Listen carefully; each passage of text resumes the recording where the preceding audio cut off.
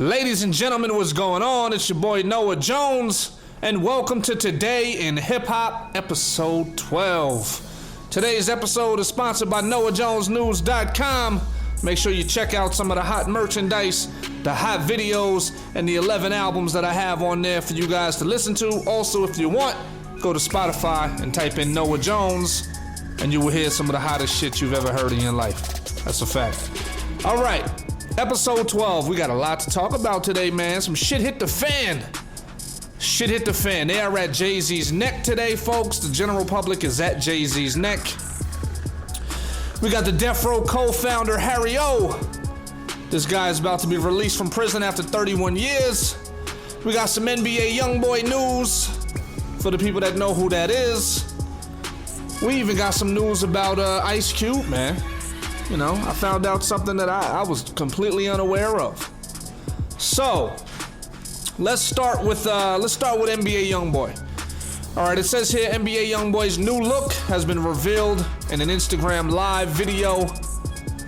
Basically, he grew a mustache, cut his hair, and he's been in and out of the news, and well, actually in and out of jail, not so much as in and out of news. He also plays the stupid game and wins plenty of stupid prizes.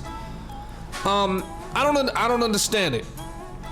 Crazy part about it is, you know, he put in one of his songs that he has herpes. Yes, he rapped about it himself and says he has herpes. Then his woman came out and said she has herpes. But yet, I'm pretty sure there are a whole lot of women, dirty ass hoes, dirty bitches, that would still fuck this nigga anyway. And they would definitely be like, oh, he's my type. Your type is a nigga with herpes that's gonna give you a disease that's gonna stay with you for life, right? These bitches have no sense. They have no morals. They have no brains. What is wrong with these hoes? He looks like a regular guy. There's nothing special about this guy. Not a fan of his work. But I am happy that he is out of jail. Hopefully he doesn't roll the dice and end up back in jail. But to my knowledge, he's gotten in and out of jail several times. Like I said, some of these people, as you already know, are career criminals. There's only a short time home before they end up right back where they just came from because they can't stay out of trouble. They can't stop, quote unquote, keeping it real, and they can't stay away from the same crowd that got them in trouble in the first place. So, shout out to NBA YoungBoy's home. And hopefully he stays on the right track and on the right path to doing the right thing. All right, we're going to talk about Death Row's co-founder, Harry O. He's going to be released from prison after 31 years. This is Death Row co-founder Michael Harry O. Harris is set to be released from prison in mid-August. Harris has spent 31 years in prison after being convicted in 1988 of attempted murder and narcotics distribution. The attempted murder charge was later reversed on appeal. So this guy's been in jail since 88. That's when I jumped on the music scene. When I first started doing my thing was 88. So this nigga missed every moment of futuristic life you could possibly have. When this nigga went into jail, niggas was still on tape decks. Now niggas got iPhones and iPads and touchscreens in their car and navigation, and back then niggas was using Thomas guides. They ain't even have the internet in 1988 like that. I don't even think that. Matter of fact, the internet wasn't even invented in 1988, as far as I know, as far as I can remember anyway. Yeah, so this is a whole, he missed the entire technological age. Imagine the difference between the cars that he rode in and the cars now. You got Teslas, you got electronic vehicles, you got SUV, you got all kind of crazy shit. You know. So let's continue. In 1991, Suge Knight approached Harris for a $1.5 million investment in Death Row Records while he sat in San Quentin State Prison. After giving Suge the money, he and his wife Lydia never received any return on their investment. They sued Suge Knight and received a $107 million judgment in 2005 that bankrupted the label. So he's had $107 million, or at least his estate has had it since 2005. I wonder how much of that is left. Because we all know that people blow through their money crazy. So, and he's been in jail, so he ain't even really been able to control what his money's being spent on. Harris says he's grown and matured in his time behind bars and he's hoping to give back after he's released. Nigga, don't give back. You paid your debt to society. Just get out, do your thing, enjoy your money, enjoy your legacy, create something new, build yourself some wealth with this money that you got. You know, open up some businesses and do things from a legit standpoint, but don't worry about giving back. You already paid your debt to society. Over 30 years ago, I was part of the problem. However, over the years, I've repeatedly proven myself to be part of the solution. It's about returning to society with my newfound vision, talents, and insights. Giving back to the communities where my help is so desperately needed. And I can say that this next part of my life journey will be from a place of truth. The young boy that I was is very, very proud of the man I am today. Looking forward to this brother getting out and following his journey. I want to see what I want to see what happens. I want to see what he gets into. Blessings to him and his family. But yeah, like I said before, don't worry about giving back, brother. You paid your debt to society. Continue moving forward. Do your thing. Stay out of trouble. You know, and what's funny is, see, and that's another thing that's crazy. They consider Death Row Records kind of like a gang organization. So the fact that he was even able to invest that kind of money into that, you know, and him not get in trouble for that is crazy. Usually the law will seize companies like that or shut them down, not grant these people $107 million. You know what I mean? So, yeah, well, like I said, it worked out for him. Him and his wife and his family are set. So let's see what happens going forward after that. Now we got Dallas rapper Lil Reese, not Lil Reese. Dallas rapper Lil Reese killed a 9-year-old girl while trying to shoot at a rival rapper. A feud between two rappers in Dallas led to a shooting which left 9-year-old Brandania. I swear, man, these people in these fucking names. You just want nobody to call her back. Well, actually, I'm sorry about that. That's very insensitive. Brandania Bennett dead. She actually died. I'm just saying, as far as cultural people, my people naming their kids these weird ass names, so that way when they go out for job interviews, they're not getting called back because their name is Ashika Shea or some crazy shit like that. So anyway, feud between two rival rappers in Dallas led to a shooting which left 9-year-old Brandania Bennett dead. Tyrese Lil Reese Simmons, not to be confused with the rapper Lil Reese, 19, has turned himself into Dallas police on Thursday in connection with the shooting. According to Brandania's family, the child was sitting on the couch after just having her nails done when she was struck in the head by a stray bullet. Authorities say witnesses saw a group of men approach the front door of a tenant demanding he come outside. When the tenant refused, the men head around to the back of the complex and opened fire. The shots that were intended for Simmons' rival were fired into the wrong apartment. So this today is the grand prize winner of the Play a Stupid game. Win a stupid prize. Nigga took an innocent child's life shooting at somebody because they wouldn't open the door. Is it really that serious, ladies and gentlemen?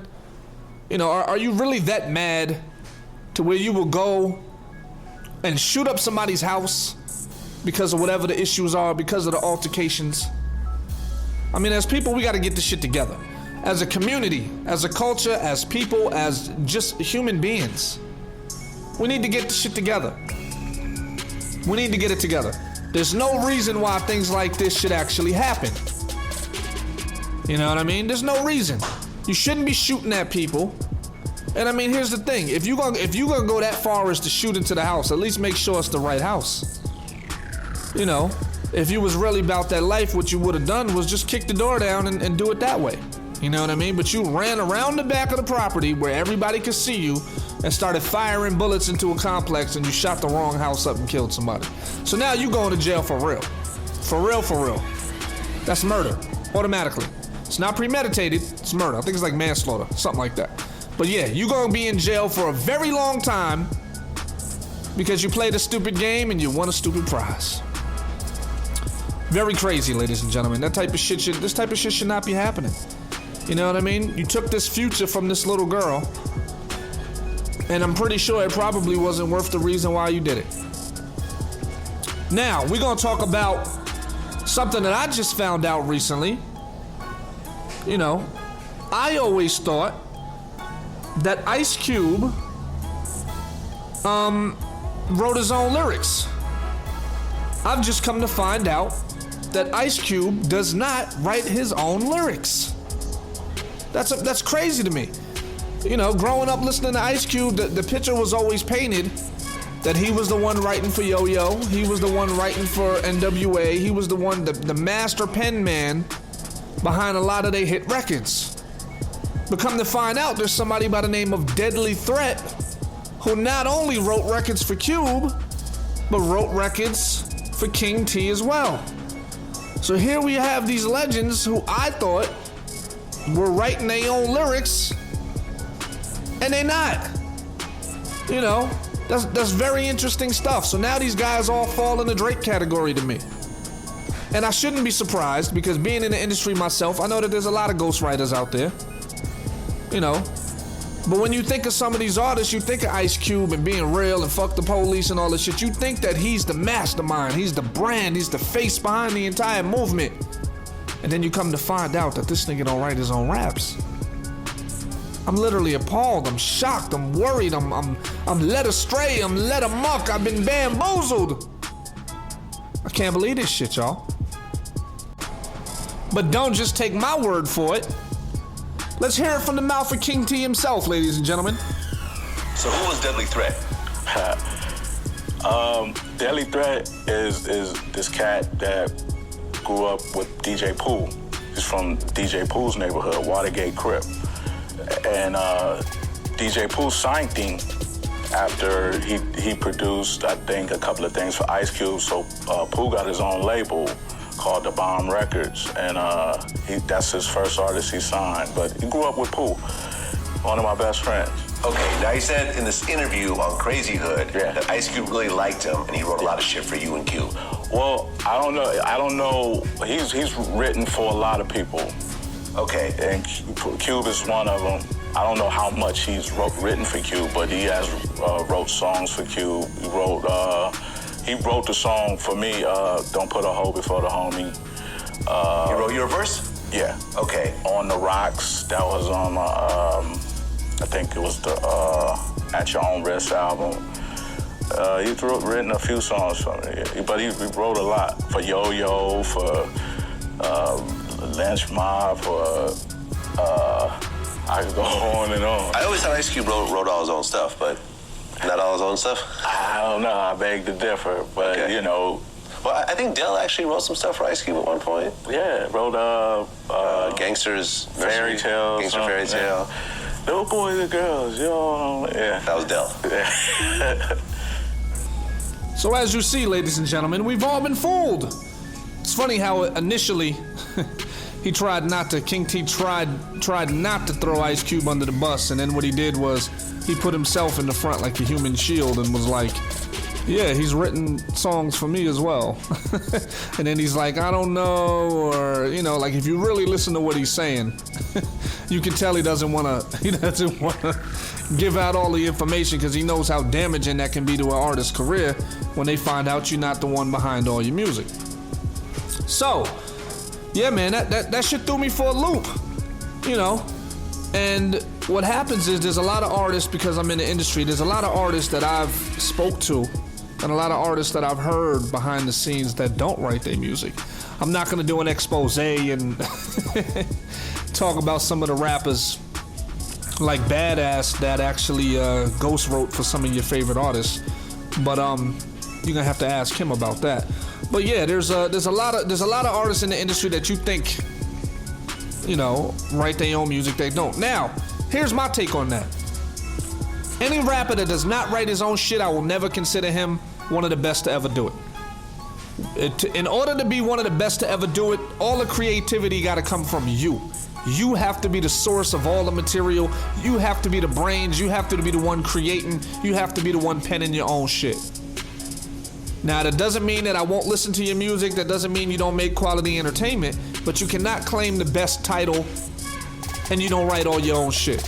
Like Drake, he'll never, in my opinion, be labeled as the top 5 best artist.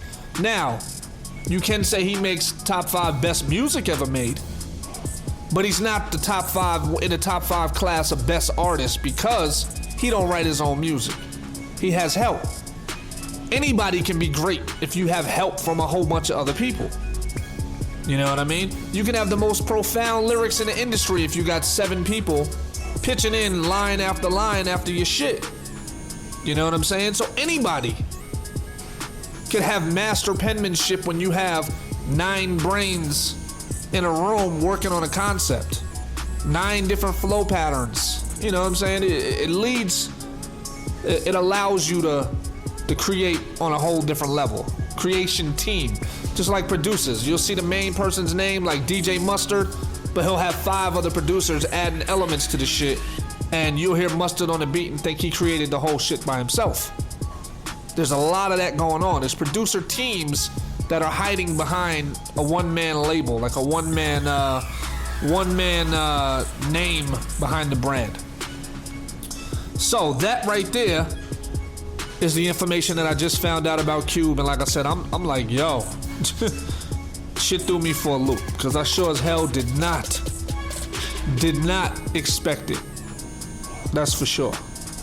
So next we're gonna talk about your boy Jay-Z. Jay motherfucking Z. The verdict is in. People are not having that shit. People think that Jay-Z has used the public and sold out. Now, originally when I covered this story, I said, hey, look, I respect what Jay-Z does, but I also know that he has an ulterior motive. There's always something behind what Jay-Z does.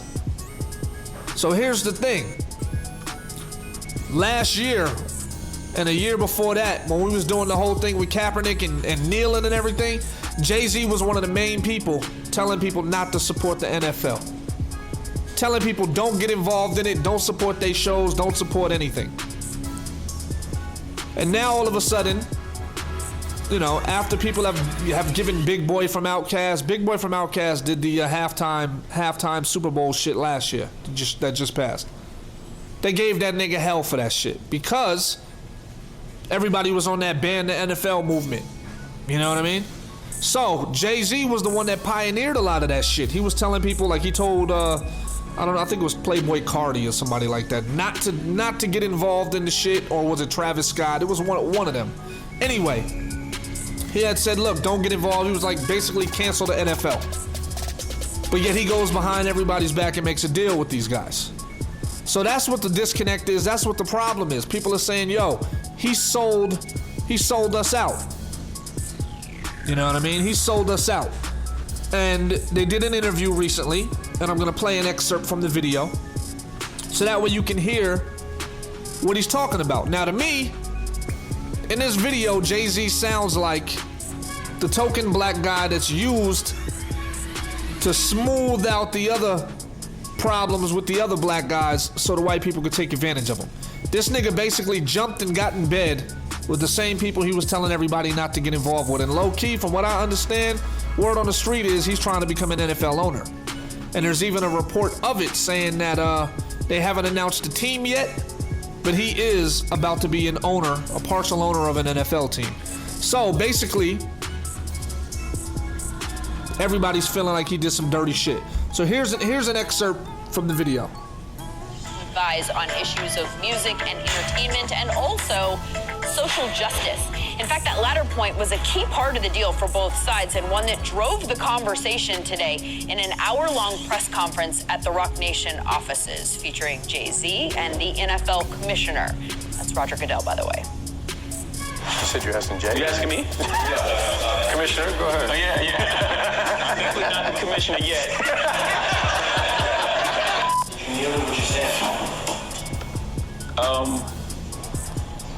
Okay, I think we passed kneeling. I think it's time to go into actionable items. I think everyone knows what the issue is, and we're done with that. Everyone knows what you know what the issue is? You know why we were kneeling? Okay, do you know the issue? Yeah, do you know the issue? Yes? We all know the issue now. Okay, next. Where are we moving on next? And I'm not, again, so to be clear for the room, I'm not minimizing that part of it, because that has to happen. That's a necessary part of the process. But now we all know what's going on. What are we going to do? How are we going to stop? Because the kneeling was not about a job. It was about injustice. Let me bring attention to injustice. Everyone's saying, how are you going forward? And Cap doesn't have a job. This wasn't about him having a job. Right? That became part of it. That became part of the discussion. He was kneeling to bring attention to injustice. We know what it is. Now, how do we address that injustice? And to go to Jay's point, we listened to our players. We understood what our players were saying, and we created a platform of which to help drive change in communities that Colin has raised and that other players have raised.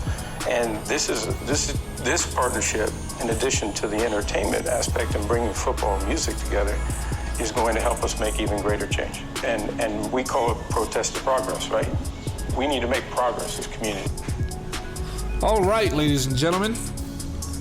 So as you hear it, let me put a couple of bugs in your ear. For one, there is no black ownership in the NFL. We don't own any teams. But yet, a lot of the players on the teams are black. So, it's a classic example of blaxploitation in its finest. Work for the man that owns the money. Well, here's the thing. This is what they say. Doesn't matter how much talent you have, the man with the plan will always be the one that runs shit. And that's a fact. You can have all the talent in the world, but if you're not the brains behind the organization and if you don't have the funding to get it done, you, my friend, will not run your own destiny. Somebody will control the shit for you. So what I heard when I listened to that, I heard it sounded like a man that was really just out for himself. That because this fits his own agenda, he's able to go back on it and go back on his word in order to secure a bag for himself. Or because Jay-Z is such a fucking mastermind, what he could have did was, let me steer everybody else away from the NFL so I can slide into the NFL and get a better deal for myself. You know, that's something also that could potentially be the situation here as well. So we don't know, but we do know that he's about to become an owner or a part owner of an NFL franchise. Now, my thing is, if you really care about social injustice, why not try your hand in Congress, in politics? Why jump in bed with the same people that was oppressing your people? That doesn't make sense to me. I think that's the wrong platform. I think the NFL is the wrong platform to discuss social injustice.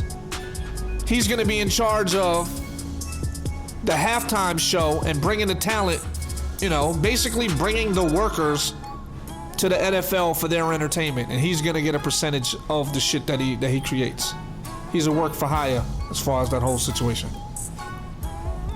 So I feel that if he really cared about social injustice, he should have been trying his hand in politics. Not only that, he didn't even talk to Colin Kaepernick and say, here's a situation that I'm doing about injustice. Why don't you partner up with me?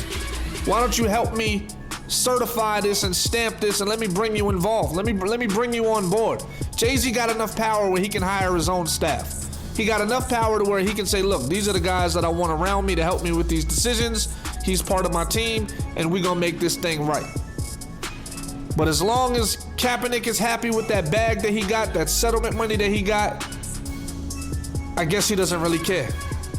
So I don't know. But I feel like there's still loose ends when it comes to the Kaepernick situation.